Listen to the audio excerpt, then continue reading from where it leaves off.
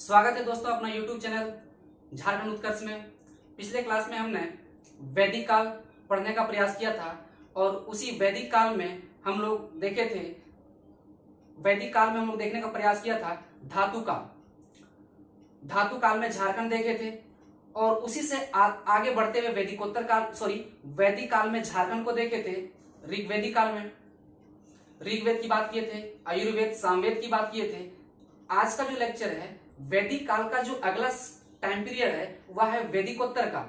अब वैदिकोत्तर काल में हम लोग जो पढ़ेंगे, वैदिकोत्तर में काल में क्या होता है कि भारत में धार्मिक प्रभाव पड़ता है। इसी संदर्भ में झारखंड में भी इस जैन धर्म का अधिक प्रभाव पड़ता है। झारखंड क्षेत्र में जैन धर्म का बहुत ज्यादा प्रभाव पड़ा है। इसी संदर्भ में आज हम लोग बातचीत करेंगे। तो शुरुआत करते हैं धार्मिक आंदोलन काल में झारखंड। धार्मिक आंदोलन काल में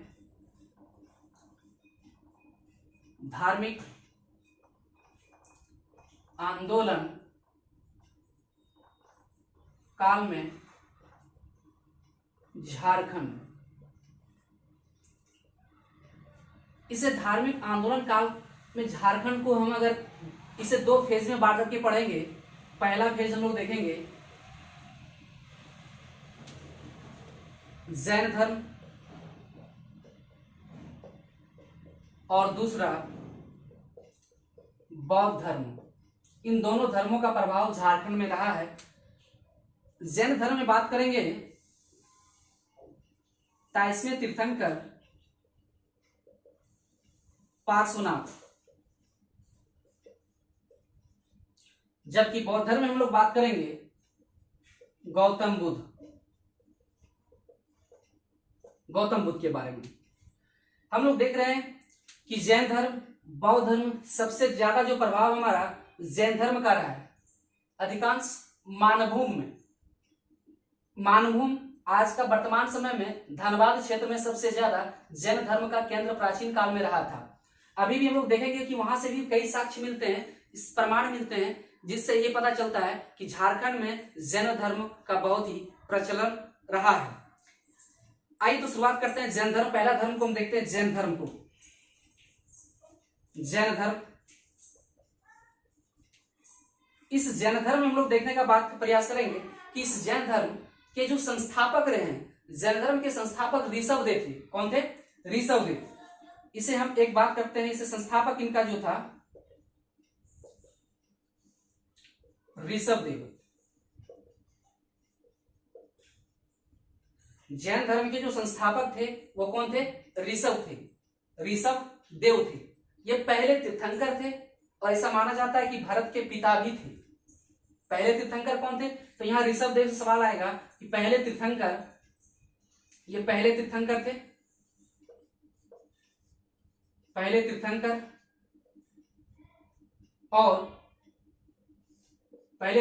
थे और भारत के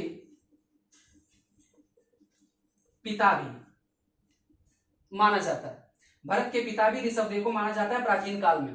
अब यहां देखते हैं संस्थापक हम लोग देखते हैं। अब इसी क्रम में हम लोग देखते हैं पार्श्वनाथ के बारे में।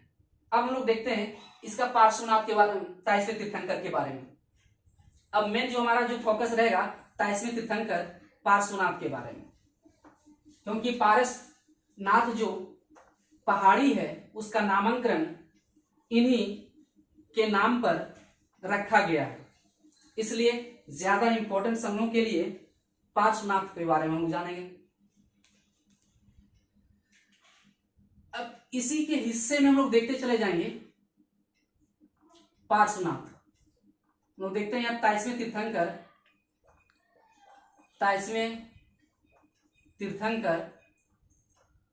कौन थे? तो पार्श्वनाथ।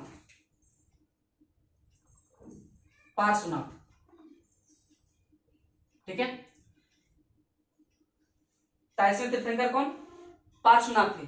ये पार्श्वनाथ का इसका माना जाता है। पार्श्वनाथ के बारे में हम अगर देखें, इसके बारे में जानकारी थोड़ी सी लें, तो पार्श्वनाथ का जो जन्म हुआ, इनका जन्म 850 बीसी काशी में हुआ। ठीक है, पार्श्वनाथ का जो जन्म हुआ था 850 बीसी में काशी में हुआ था। इनके पिता जो थे, इनके पिता का जो नाम था, इनके पिता अश्वसेन थे।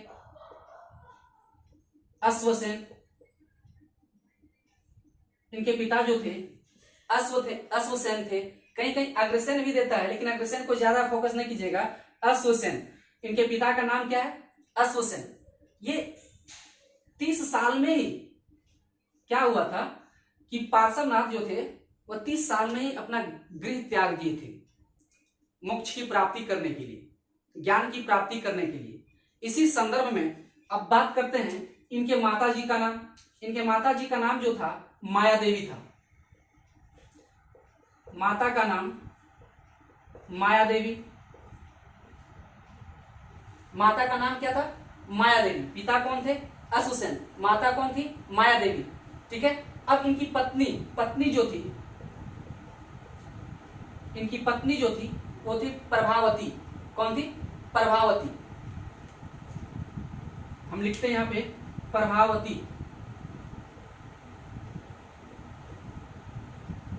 ये कुछ जो बिंदु है जानना जरूरी है, इसलिए हम इसे देख रहे हैं, फोकस कर रहे हैं कि जन्म 850 बीसी में काशी में हुआ था। पिता इनके अश्वसेन थे, माता माया देवी, पत्नी प्रभावती। किनकी पत्नी है? तो पार्श्वनाथ की पत्नी प्रभावती। कौन थे? प्रभावती। इन्होंने अपने जीवन काल में ज्ञान, 4 सत्य ज्ञान इन्होंने दिए थे। 4 सत्य ज्ञान क्या दिए थे? एक था सत्य, अहिंसा, अस्तेय और अपरिग्रह।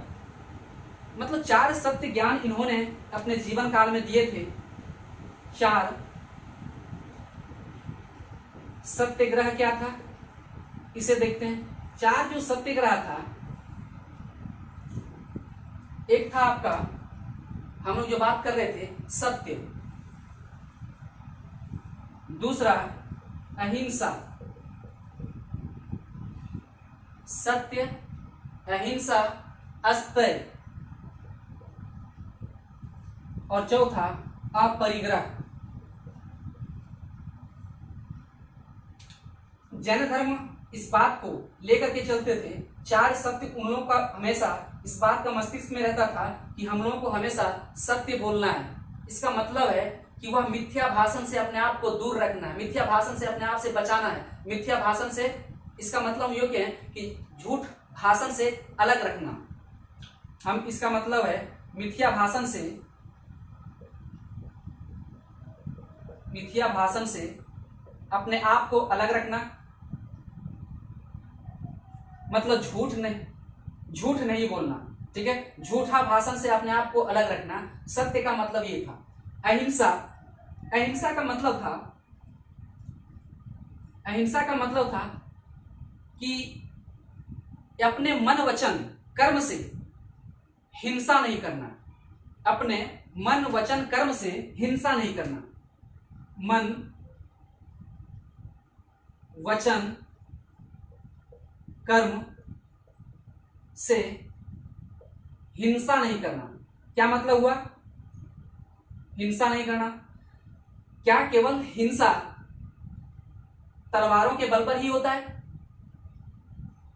हिंसा आपके मन से भी होता है, आपके मस्तिष्क से भी होता है, आपका वचन से भी होता है, आपका कर्म से भी होता है। यदि आप अपने मन में किसी दूसरे के प्रति द्वेष की भावना अगर कर रहे हैं, तो कहीं ना कहीं वह हिंसा को संकेत कर रहा है। अगर कहीं ना कहीं आप अपने वचन से किसी दूसरे के बारे में आप बुराई करते हैं और अगले व्यक्ति को अगर आपकी बातों से उन्हें बुरा लगता है, तो कहीं ना कहीं आपको लग रहा है कि हम हिंसा की।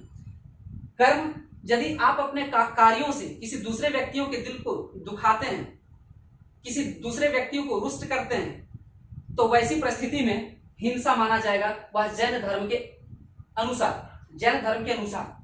तो आप अहिंसा कह रहे हैं कि अहिंसा करना है, मन वचन कर्म से हिंसा नहीं करना है।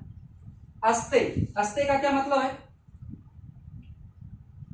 अस्तेय का मतलब है चोरी नहीं करना। अस्तेय का मतलब चोरी नहीं करना। चोरी नहीं करना। ठीक है, अस्ते का मतलब पार्श्वनाथ बता रहे थे कि चोरी नहीं करना, किसी हर हाल में चोरी नहीं करना है। व्यक्ति को हमेशा मन, वचन और कर्म हमेशा शुद्ध रखना चाहिए और हमेशा सत्य बोलना चाहिए। मिथ्या भाषण से दूर रहना चाहिए, झूठा भाषण से दूर रहना चाहिए।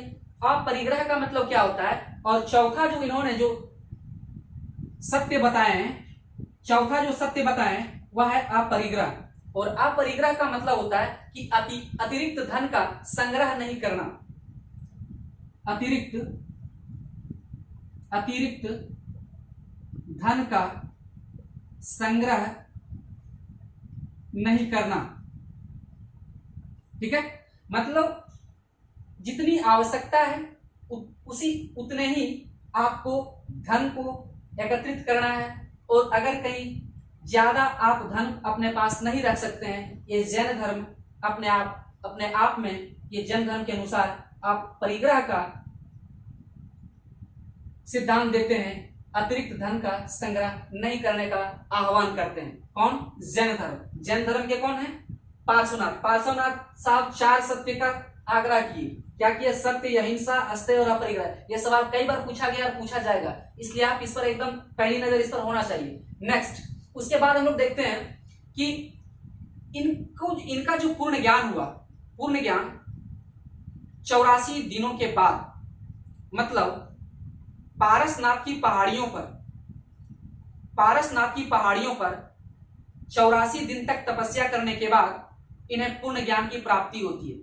आप पारसनाथ कहाँ है? तो पारसनाथ आप जान रहे होंगे गिरिडीह जिला, और गिरिडीह जिला के एक जगह है इसरी स्थित एक पहाड़ी है जिसका नाम है पारसनाथ। ठीक है, तो यहां देखते हैं, नेक्स्ट हम देखते हैं पूर्ण ज्ञान। अब हम इसे देखते हैं, पूर्ण ज्ञान की बात करते हैं। पार्श्वनाथ का जो पूर्ण ज्ञान प्राप्ति हुआ, पूर्ण ज्ञान की प्राप्ति पारसनाथ की पहाड़ी पर 84 दिनों तक तपस्या करने के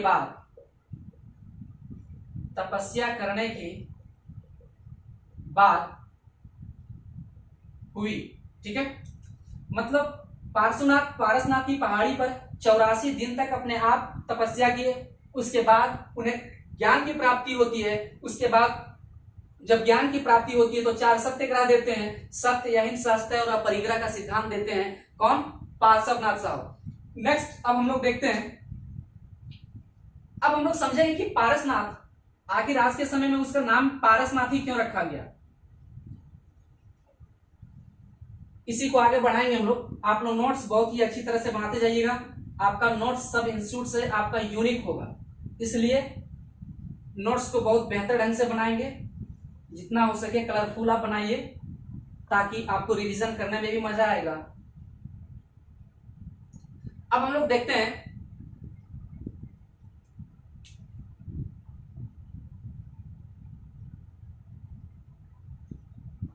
नेक्स्ट उसी को आगे हम बढ़ाते हैं।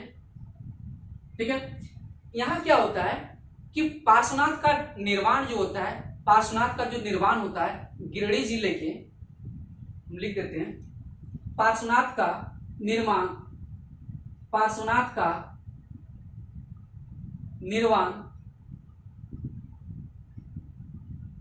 गिरिडीह जिले के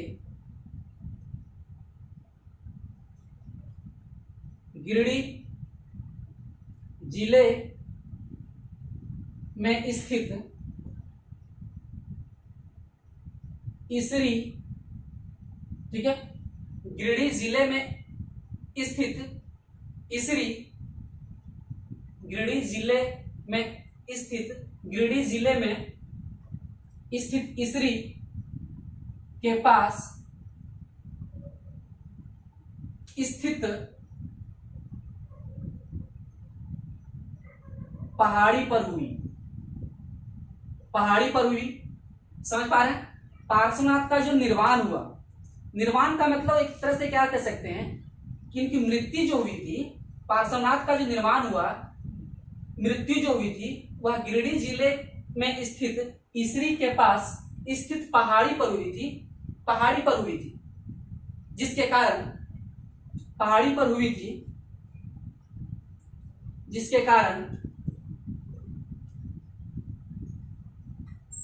कारण इसे क्या रखा गया नाम, इसके कारण इस पहाड़ी को, इसके कारण इस पहाड़ी को पार्श्वनाथ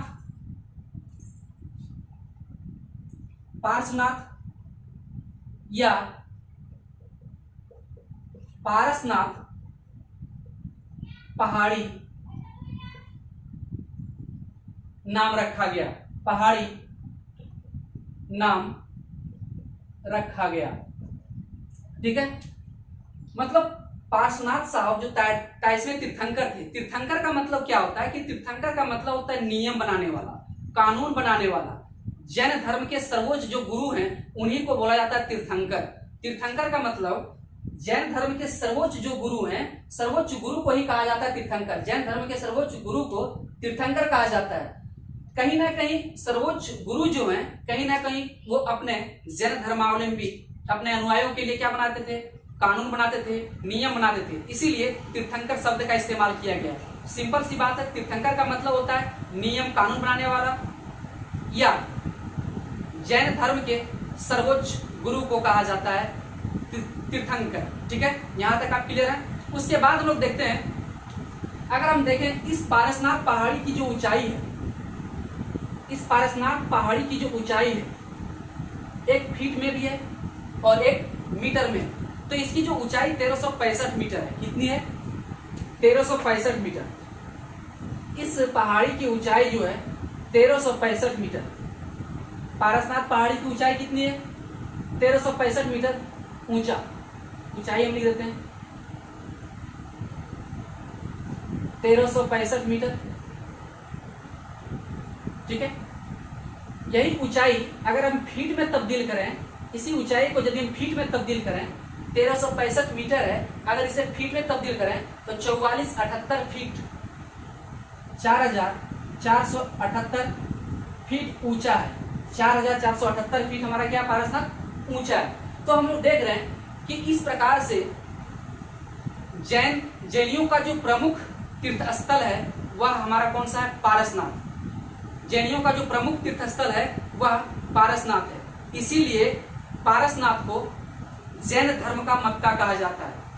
इसीलिए पारसनाथ को जैन धर्म का मक्का कहा जाता है। इसको याद रखिएगा, यह सवाल पूछा जाता है कि जैन धर्म का मक्का किसे कहा जाता है? पारसनाथ को। क्यों कहा जाता है भाई? क्योंकि जैनियों का प्रमुख तीर्थ स्थल है, जैन धर्म का प्रमुख तीर्थ स्थल है, जैन धर्म का जो केंद्र है तीर्थ का वह आपका पारसनाथ है। इसीलिए जैन धर्म का मक्का कहा जाता है। किसको? पारसनाथ को। तो याद रखिएगा यहाँ पे। नेक्स्ट जो हम लोग बात करते हैं, अगर निर्माण की बात किया जाए, ऐसा माना जाता है कि इनका निर्माण 717 बीसी में हुआ था। निर्माण का मतलब मृत्यु। निर्माण 717 बीसी में हुआ था।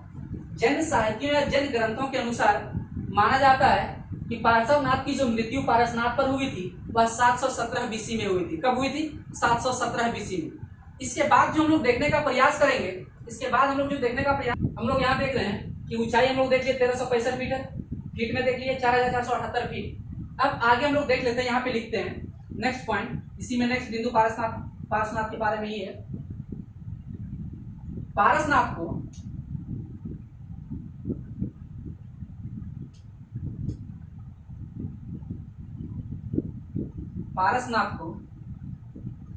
जैन धर्म का मक्का, जैन धर्म का मक्का कहा जाता है।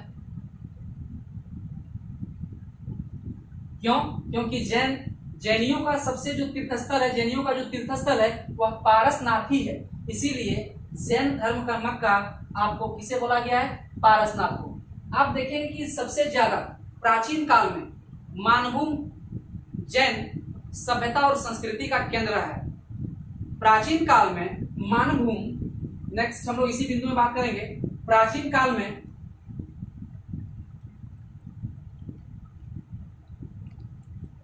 मानभूम। मानभूम का मतलब आज का जो धनबाद है, आज का जो धनबाद है, छोटा नागपुर मानभूम कह सकते हैं। और छोटा नागपुर मानभूम का मतलब आज का जो वर्तमान समय का जो धनबाद है, धनबाद में प्राचीन काल में मानभूम जैन सभ्यता और संस्कृति का केंद्र था। जैन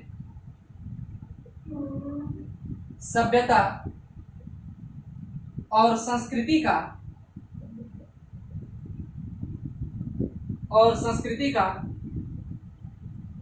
केंद्र था।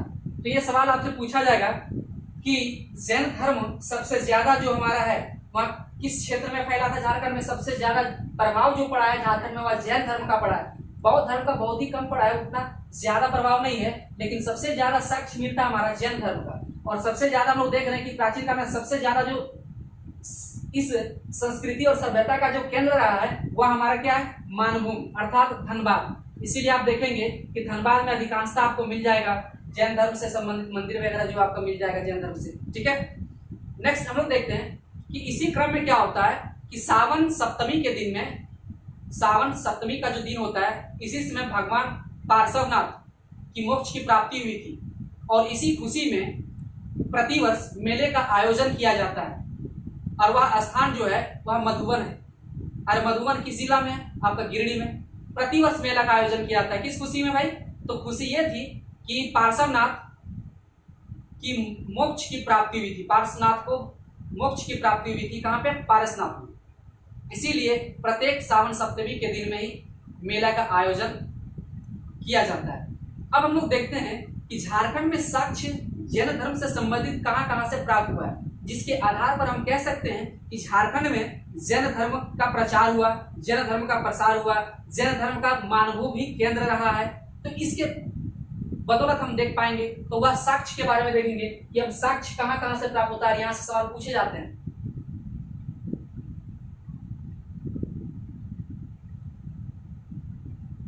अब साक्ष्य की बात करते हैं, जैन धर्म से संबंधित साक्ष्य।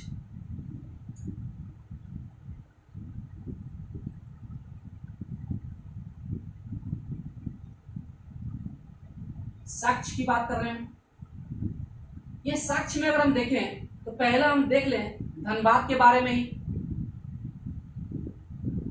ठीक है, धनबाद का एक इलाका, धनबाद जिला में आप देखिएगा कतरास, कर्रा, बलरामपुर, बड़म, ये जो इलाका है वहां पर जैन धर्म का स्मारक मिला है, जैनियों का स्मारक मिला है, भवनों खंडहर मिला हुआ है, मतलब जैन धर्म से संबंधित भवन मिले हुए हैं। तो हम देख रहे हैं धनबाद का हुआ जो क्षेत्र है इसे हम देख रहे हैं बाडम, बलरामपुर,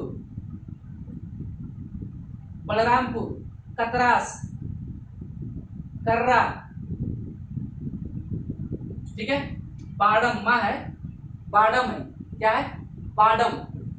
इसको बडम ही बोलिए, ठीक से लिख देते हैं, बडम, बलरामपुर, कतरास, कर्रा। ये जो इलाका आप देख रहे हैं, इन इलाका में क्या हुआ, स्मारक और भवनों का खंडहर मिला हुआ। मतलब इन चारों से क्या मिला हुआ है, स्मारक व भवनों का खंडहर। यह खंडहर किससे संबंधित है, जैन धर्म से संबंधित है। किससे संबंधित है, जैन धर्म से। तो आप याद रखिएगा कि धनबाद का बड़म क्षेत्र में, बलरामपुर में, कतरास में और कर्रा में आपको जैन धर्म से संबंधित भवन प्राप्त हुए हैं, जिसके आधार पर हम कह सकते हैं कि धनबाद के अर्थात मानभूम में जैन धर्म का केंद्र रहा होगा। इस आधार पर हम लोग कह सकते हैं। अब हम लोग देखते हैं सिंहभूम क्षेत्र में। सिंहभूम में देख लेते हैं हम लोग। अब इस सिंहभूम में हम लोग देखते हैं, सिंहभूम का एक आप देखिएगा बेनू सागर एक जगह है। तो बेनू सागर से 7वीं शताब्दी की जैन मूर्तियां प्राप्त हुई है। बेनू सागर से 7वीं शताब्दी की जैन मूर्तियां प्राप्त हुई है, प्राप्त हुई है। मतलब बेनुसागर में 7वीं शताब्दी की जैन मूर्तियां प्राप्त हुई है, जिसके आधार पर हम कह सकते हैं कि झारखंड के सिंहभूम क्षेत्र में जैन धर्म का केंद्र वहां भी रहा था। जैन धर्म का प्रसार सिंहभूम क्षेत्र में भी हुआ था। किसके आधार पर हम कह सकते हैं? ये 7वीं शताब्दी की जो मूर्तियां मिली है उसके आधार पर हम कह सकते हैं कि सिंहभूम क्षेत्र में भी जैन धर्म का प्रचार प्रसार हुआ होगा। तो इस प्रकार हम लोग देख रहे हैं, एक आपका देख रहे हैं कि सिंहभूम क्षेत्र के आरंभिक जो लोग थे, सिंहभूम क्षेत्र के जो आरंभिक निवासी थे, नेक्स्ट इसी में देखते हैं, सिंहभूम क्षेत्र के आरंभिक निवासी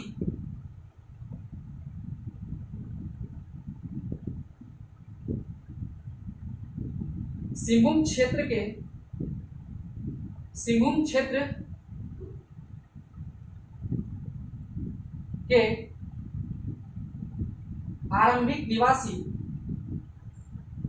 आरंभिक निवासी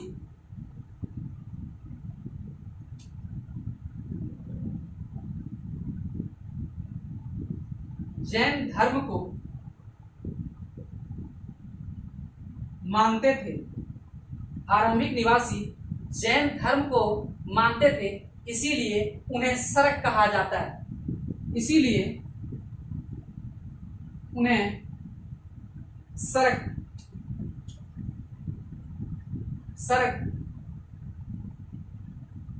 कहा जाता है, इसीलिए उन्हें क्या कहा जाता है? सरक कहा जाता है, इसीलिए उन्हें क्या कहा जाता है? सरक कहा जाता है। मतलब क्या है? सरक किसको बोला जाता है? जो सिंहभूम क्षेत्र के जो आरंभिक मानव थे, आरंभिक लोग थे, आरंभिक निवासी थे, उन लोग क्या करते थे? जैन धर्म को मानते थे, और उन्हीं जैन धर्म को मानने वाले आरंभिक व्यक्ति को ही कहा दिया गया सरक। क्या कहा दिया गया? सरक। ठीक है, अब हम लोग देखते हैं पलामू जिला। पलामू जिला के बारे में देखते हैं, इसे हम मिटाते हैं, फिर आगे इसी के साक्ष्य के आगे सिंहभूम के बाद हम पलामू लिखेंगे, यहीं पे लिख देते हैं पलामू। पलामू के बारे में इसी को लिखते हैं पलामू। अब इस पलामू में क्या, पलामू जिला से प्राप्त क्या हुआ है कि पलामू जिला का एक क्षेत्र आप देखेंगे हनुमान गांव से एक पूजा स्थल प्राप्त हुआ है। हनुमान गांव से, कहां से?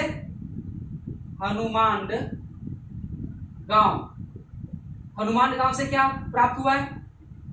हनुमान गांव से पूजा स्थल प्राप्त हुआ, पूजा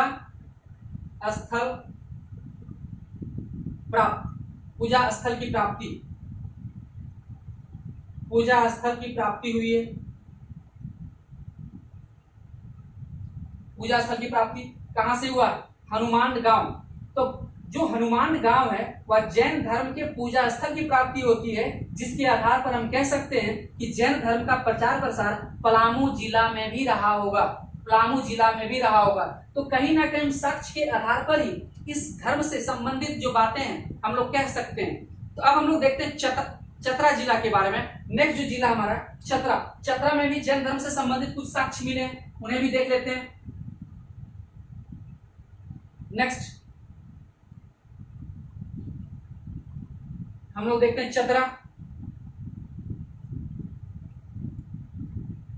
चतरा जिला के बारे में। नेक्स्ट जो जिला हमारा चतरा। अब इस 17 जिला से क्या प्राप्ति हुआ है? ये जो हमारा चतरा जिला से एक मिलता है कोल्हुआ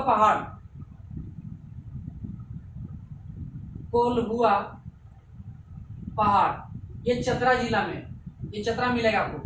कोल्हुआ पहाड़ में बौद्ध धर्म और जैन धर्म दोनों का साक्ष्य मिलता है। कोल्हुआ पहाड़ में बौद्ध धर्म और जैन धर्म दोनों का साक्ष्य मिलता है। ऐसा माना जाता है कोल्हुआ पहाड़ के पत्थर पर, कोल्हुआ पहाड़ के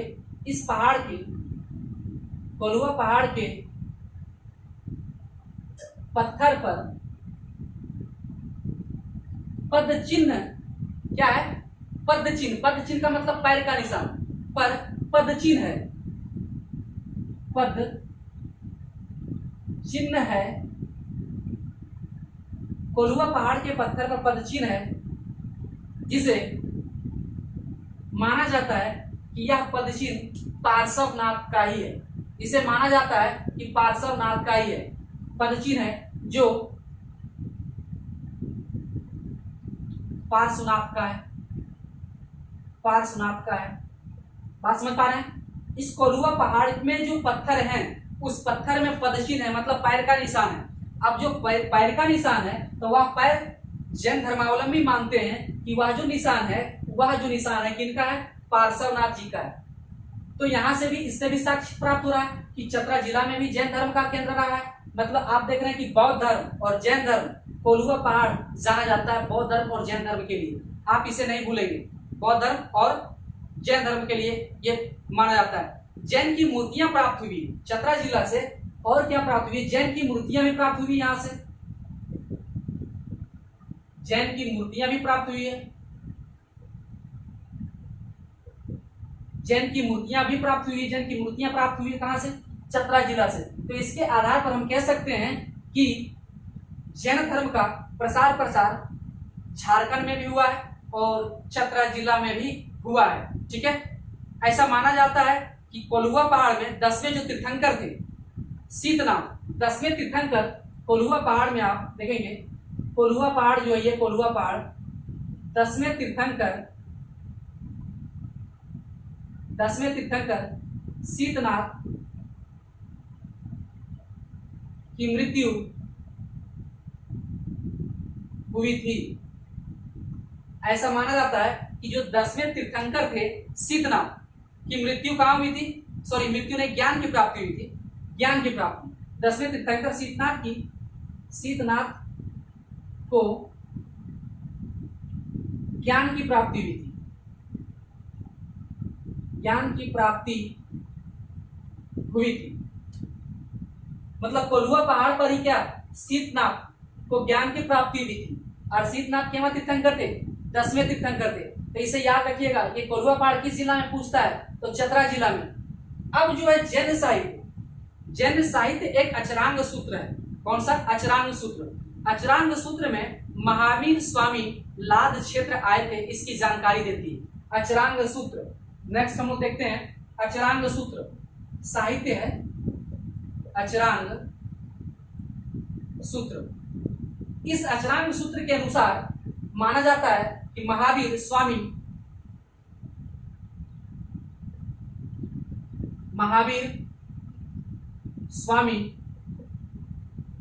आप यहां लिख लीजिएगा कि अचरांग सूत्र के अनुसार, मतलब इसके अनुसार लिख लीजिएगा आप लोग सेंटेंस, अचरांग सूत्र के अनुसार महावीर स्वामी लाद क्षेत्र आए थे, लाद क्षेत्र आए थे। ठीक है, लाद क्षेत्र में हमारा झारखंड भी आता था, बंगाल को भी कहा गया है। तो बंगाल और झारखंड को लाद क्षेत्र कहा गया है। तो कहीं ना कहीं ऐसा जानकारी हमें मिल रहा है कि झारखंड में जैन धर्म का प्रचार प्रसार हुआ था। कौटिल्य के अर्थशास्त्र में भी झारखंड से संबंधित जैन धर्म का जिक्र मिलता है। कौटिल्य का अर्थशास्त्र ये भी जानकारी देता है। नेक्स्ट जो जानकारी हमें मिलती है वह कौटिल्य के अर्थशास्त्र से मिलती है। कौटिल्य का अर्थशास्त्र, कौटिल्य के अर्थशास्त्र से भी हमें जानकारी मिलती है कि झारखंड में जैन धर्म का प्रचार प्रसार हुआ। अब हम लोग देखते हैं जैन साहित्य के अनुसार हमें इस बात का पता चलता है कि 24 तीर्थंकरों में 20 तीर्थंकर पारसनाथ पर ही, 20 तीर्थंकरों की मृत्यु जो हुई थी वो आप देख पा रहे हैं। निर्वाण की प्राप्ति जो हुई थी, निर्वाण की जो प्राप्ति हुई थी वो कहीं ना कहीं ये आपका पारसनाथ पहाड़ी पर हुआ है। तो पारसनाथ की पहाड़ी पर 20 तीर्थंकरों की निर्वाण की प्राप्ति हुई है। तो हम यहाँ देखते हैं 20 तीर्थंकरों को कौन कौन सा तीर्थंकर है, यहाँ हम लिखते हैं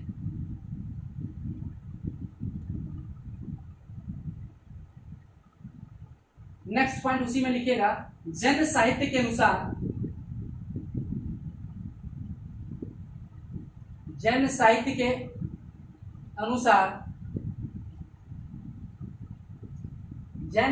अनुसार 20 तीर्थंकरों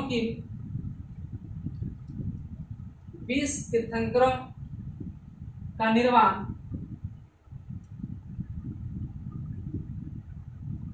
20 तीर्थंकरों का निर्माण पारसनाथ की पहाड़ी पर, पारसनाथ की पहाड़ी पर हुई थी। 20 तीर्थंकरों का जो निर्माण हुआ था वो आपका पारसनाथ की पहाड़ी पर हुआ था। निर्माण का मतलब समझ पा रहे होंगे, उनकी मृत्यु जो हुई थी वह पारसनाथ की पहाड़ी पर ही हुई थी। तो पारसनाथ की पहाड़ी पर हुआ 20 तीर्थंकर। अब 20 तीर्थंकर, यहाँ से सवाल आपके जेपीएससी में आ सकता है कि निम्न में से कौन सा तीर्थंकर पारसनाथ की पहाड़ी पर मृत्यु नहीं हुई थी या निर्वाण की प्राप्ति नहीं हुई थी, या निम्न में से कौन सा तीर्थंकर का निर्वाण की प्राप्ति पारसनाथ की पहाड़ी पर हुई थी। तो ये जो एक लंबा लिस्ट है, इस लिस्ट को याद करने में थोड़ी कठिनाई जरूर होती है, लेकिन इसे बहुत ही फनी ट्रिक्स के माध्यम से हम लोग इसे याद करने का प्रयास करेंगे। तो इसे फनी ट्रिक के हम लोग देख लेते हैं। इस फनी ट्रिक में क्या क्या है, एक हम ट्रिक हम लिख देते हैं। ये पारसनाथ की पहाड़ी पर 20 तीर्थंकर, 20 तीर्थंकर को याद रखने के लिए ये ट्रिक्स है। ये जो ट्रिक्स हमने बनाया है बहुत ही मजा आएगा आपको याद करने में। एक दो बार पढ़िएगा तो आपको बहुत ही बेहतरीन तरीके से याद हो जाएगा। चंद्र प्रभु सुव्रत नाथ, याद रखिएगा ट्रिक। चंद्र प्रभु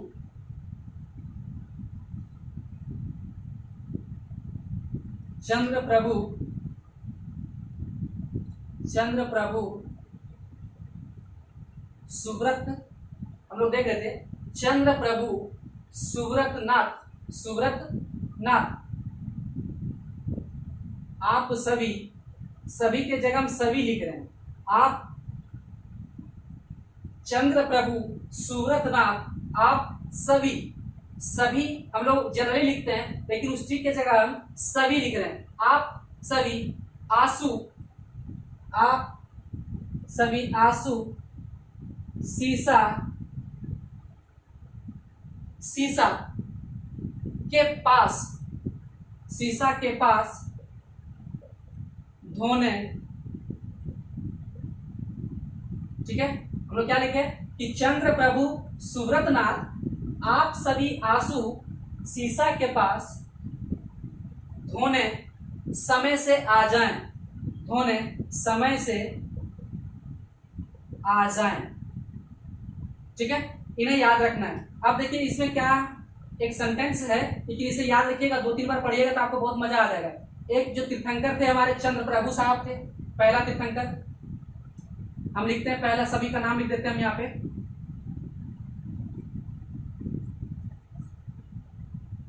नंबरिंग कर दे रहे हैं ताकि आपको सुविधा होगी। 5, ये चंद्र प्रभु पहला जो थे तीर्थंकर, ये क्रम से नहीं है, केवल याद रखना है चंद्र प्रभु। दूसरा सुव्रत नाथ, सुव्रत नाथ एक आपका ये मिलेगा 2, 3, 4, 5, 6, 7, 8, 9, 10, 11, 12, 13, 14, 15, 16, 17, 18, 19, 20। आपका इस प्रकार से 20 के जाए एक एक्स्ट्रा शब्द जोड़ा गया है, तो इस प्रकार से आपको 20 तीर्थंकर का नाम याद हो जाएगा। पहला हम लोग देख रहे हैं चंद्र प्रभु, ठीक है। सुव्रत नाथ, आ से हो जाएगा अजित नाथ, ये आ से हम लिख दे रहे हैं अजित नाथ, क्या हो जाएगा अजित नाथ। और पा से जो हो जाएगा आप देख पा रहेंगे आ से, यहाँ आ है लेकिन आ हमसे लिख रहे हैं, आ से क्या हो जाएगा अजित नाथ। पा से जो आप जाएगा पदम प्रभु, क्या नाम हो जाएगा पदम प्रभु। पा से क्या हो जाएगा आपका पदम प्रभु। फिर क्या है सभी, सभी, सभी। सा से क्या हो गया संप्रभुनाथ, क्या नाम है सॉरी संभवनाथ, क्या नाम है इसका संभवनाथ, संभवनाथ। सा से क्या हो जाएगा संभवनाथ। वी से क्या होगा विमलनाथ, क्या नाम है विमलनाथ, विमलनाथ, ठीक है। आप यहां देख पा रहे होंगे चंद्र प्रभु सुव्रत नाथ, आ से हो जाएगा आपका अजित नाथ, पा से हो जाएगा पदम प्रभु, सा से हो जाएगा संभवनाथ, वी से हो जाएगा विमलनाथ। अब नेक्स्ट हम देख रहे हैं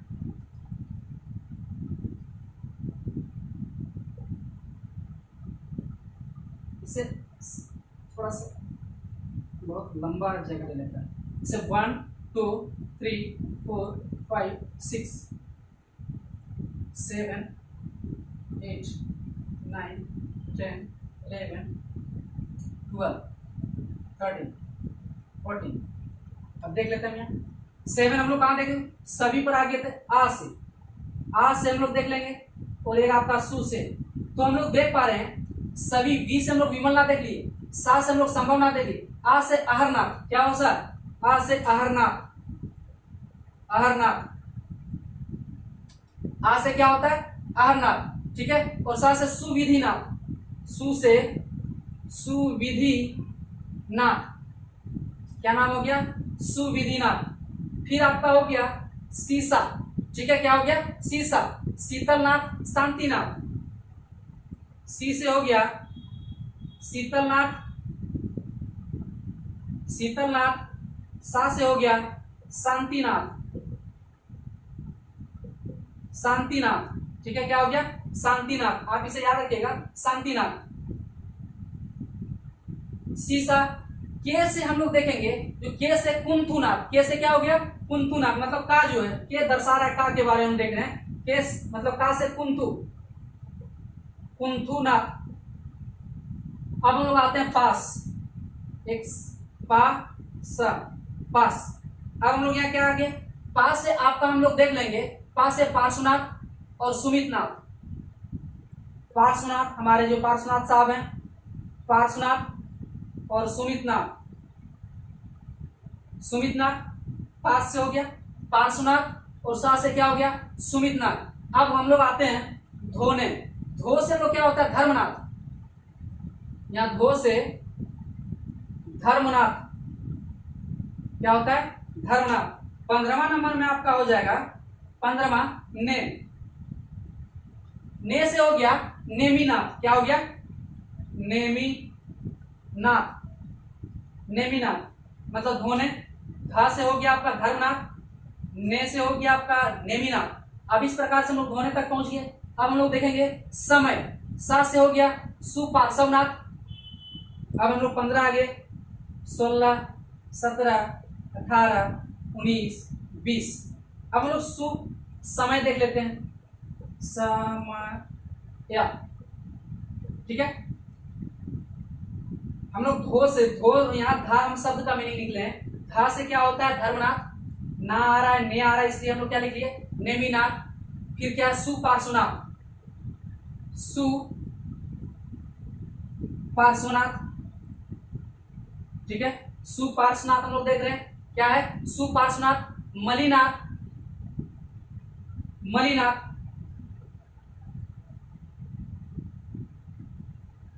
मलिनाथ, ये अंतस्य या नहीं है, ये या ऐसे समय होता है तो ऐसे हम या लिखते हैं, ये या,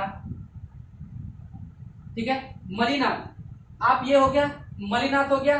अनंतनाथ, एक आपका हो जाता है क्या अनंतनाथ, अनंतनाथ, ठीक है अनंतनाथ। फिर 19 नंबर में आपका क्या हो जाएगा से और आ। आप देख रहे हैं आ से क्या हो गया अनंतनाथ, से हो गया श्रेयासनाथ, श्रेयासनाथ, श्रेयासनाथ, ठीक है। से हो गया श्रेयासनाथ, से क्या हो गया श्रेयासनाथ, और हो गया अभिनंदन नाथ, अभिनंदन नाथ, ठीक है। श्रेयासनाथ, अभिनंदन नाथ। यहां हम लोग देखिए अभिनंदन नाथ। इस प्रकार से हम लोग 20 जो हमारा देख रहे हैं, चंद्र प्रभु सुब्रत नाथ, आप सभी आंसू सीसा के पास धोने समय से आ जाइए। अब इसका जो एक सेंटेंस ही बन गया है, लेकिन एक दो बार ऐसे याद रखिएगा तो यकीन मानिए ये पूरा आपका जुबान पर होगा। और आपसे यहाँ एक सवाल जेपीएससी में यहाँ से पूछा जा सकता है, हर संभव गुंजाइश बनेगी यहाँ से सवाल पूछने की, इसलिए आप इसे हमेशा याद रखें। एक बार फिर मैं दोहरा दूं, चंद्र प्रभु सुब्रत नाथ, आ से अजीत नाथ, पा से पदम प्रभु, सा से हो गया आपका संभवनाथ, बी से विमलनाथ, आ से अहरनाथ, सु से सुविधिनाथ, सी से शीतलनाथ, सा से शांतिनाथ, के से कुंतुनाथ, फिर हो गया पा से पार्श्वनाथ, सा से सुमितनाथ, धो से धर्मनाथ, ने से नेमिनाथ, सा से हो गया सुपार्श्वनाथ, मा से हो गया मलिनाथ, आ से हो गया अनंतनाथ, से हो गया श्रेयासनाथ, आ से हो गया अभिनंदननाथ। इस प्रकार से आपका 20 तीर्थंकरों का ये लंबी लिस्ट जो आपको यह मदद करेगी, आपको याद रखने में, जीवन भर याद रखने में यह मदद करेगी यह ट्रिक। इसे आप जरूर याद रखिएगा। और यदि वीडियो आपको यदि पसंद आ रहा होगा तो दोस्तों आप उसे लाइक करें, शेयर करें और बेल आइकन जरूर दबाएं। Thank you.